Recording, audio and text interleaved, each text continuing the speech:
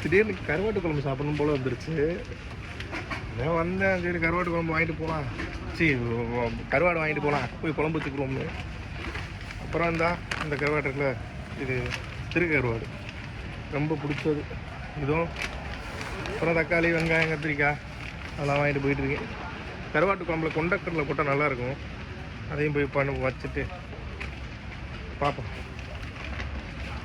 என்ன தோணுச்சோ திடீர்னு பண்ணிடணும். என்னாச்சுன்னா, அந்த கடைக்கு போனோம்ல, அங்கே ஒரு கடலை, நான் கடலை போட்டு தான் கருவாட்டு குழம்பு போனால் கடலையை மறந்து வச்சுட்டு வந்துட்டேன். எடுத்தேன், ஆனால் மறந்து வச்சுட்டு வந்துட்டேன். அதான் எனக்கு எப்பயுமே இப்படி தான், எதாவது மறந்துடுறது. ஏன் இது பக்கத்து ரூம் பக்கத்தில் இருக்குது, இந்த கடையை விட்டு அங்கே போகிறேன்னா வந்துருச்சுல, இந்த கடையில் தான் இது. மீன்ஸ் இது வந்து நம்ம ஊற வைக்க தேவையில்லை. எடுத்து கொண்டக்கடலை, வெள்ளை கொண்டக்கடலை எடுத்தோடனே இதை ஓப்பன் பண்ணிவிட்டு நம்ம சமைச்சிக்கலாம். ரெண்டு ஓகே.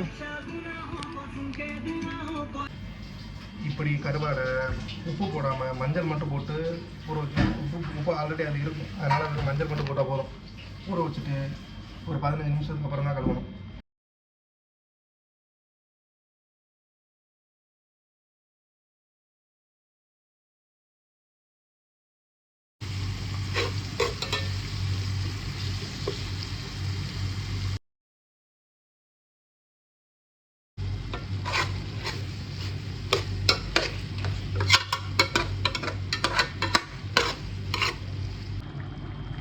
Finally ton.